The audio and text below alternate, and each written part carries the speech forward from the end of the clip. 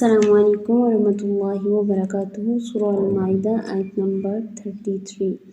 اعوذ باللہ من الشیطان الرجیم، بسم اللہ الرحمن الرحیم۔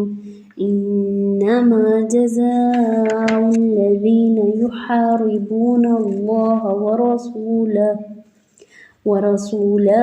ويسعون في الأرض فسادا أن يقتلوا أو يصلبوا أو تقطع أيديهم وأرجلهم من خلاف أو ينفوا من الأرض ذلك لهم خزي في الدنيا ولهم في الآخرة عذاب عظيم۔ لفظی ترجمہ، انما بے شک جزاء بدلہ الذین ان کا جو یحاربون جنگ کرتے ہیں اللہ سے ورسولہ اور اس کے رسول سے ویسعون اور وہ دوڑ دھوپ کرتے ہیں فی الارض زمین میں فساد کرنے کے لیے ان یہ کہ یقتلوا وہ قتل کر دیے جائیں او یا یصلبوا وہ سولی چڑھا دیے جائیں او تقطع یا کاٹ دیے جائیں ایدیہم ہاتھ ان کے وارجلہم اور پاؤں ان کے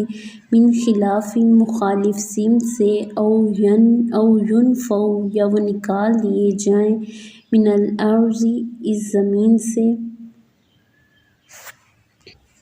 ذالک یہ لہم ان کے لیے خزی رسوائی ہے فی الدنیا دنیا میں ولہم اور ان کے لیے فی الآخرۃ آخرت میں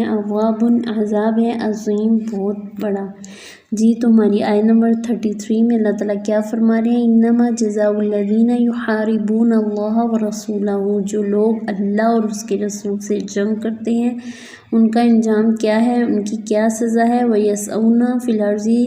فساداً اور زمین میں دوڑ دھوپ کرتے ہیں فساد برپا کرنے کے لیے، ان کی سزا ہے نمبر 1 یہ کہ ان کو قتل کر دیا جائے، نمبر 2 یا انہیں سولی پر چڑھا دیا جائے،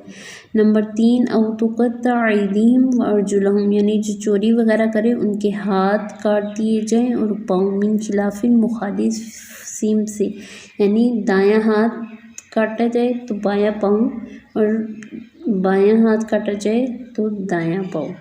او ینفوا یا وہ نکال دیے جائیں من الارض زمین میں سے، یعنی کہ ارض مقدس اس زمین سے نکال دیے جائیں جہاں پہ وہ رہتے ہیں، یہ ان کی سزا ہے۔ ذالک لہم خزی فی الدنیا، اللہ تعالیٰ کہتے ہیں یہ تو رسوائی صرف ان کی دنیا کی زندگی کی ہے،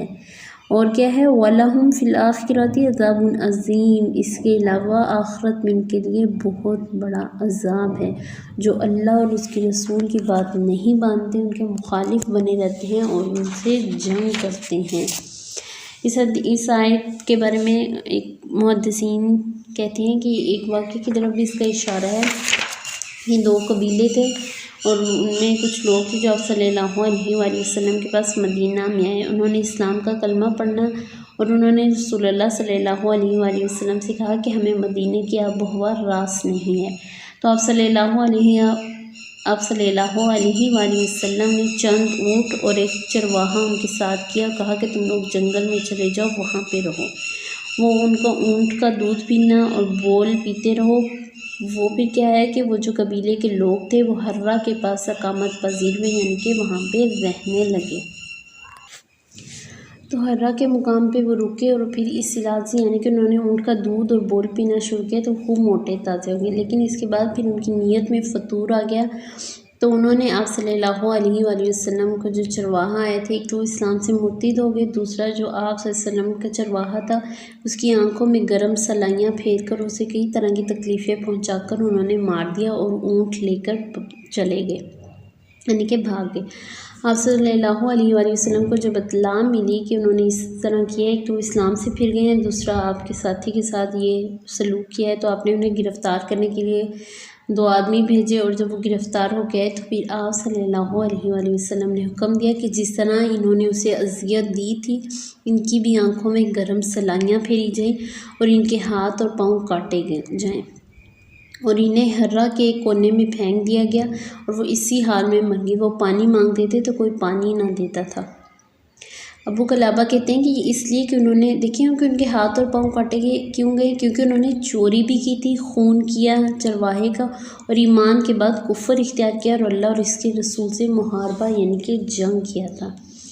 ایک تو انہوں نے ایک انسان کو مارا، اس کی سزا انہیں دی گئی، دوسرا یہ کہ انہوں نے چوری کی، وہ آپ صلی اللہ علیہ وسلم نے جو اونٹ انہیں دیے تھے وہ انہیں چرا کے بھاگ گئے تھے، اس لیے ان کے ہاتھ اور پاؤں کاٹے گئے اور انہیں ویسے ہی اذیت دی گئی۔ تو اس لیے کیا ہے کہ اسلام میں اللہ تعالیٰ نے کیا رکھا ہے کہ جو بھی اللہ اور اس کے رسول سے جنگ کرے گا تو اس کی یہ سزا ہے کہ اسے یا تو سولی چڑھایا جائے یا مار دیا جائے، یا پھر اس کے ہاتھ اور پاؤں کو مخالف سمتوں سے کاٹ دیا جائے۔ اس کے باوجود آخرت میں جو اس کی سزا ہے وہ یہ ہے کہ وہ بہت بڑا عذاب دیا جائے گا۔ چلیں جی، ہمارا لیسن یہیں تک تھا۔ السلام علیکم ورحمۃ اللہ وبرکاتہ۔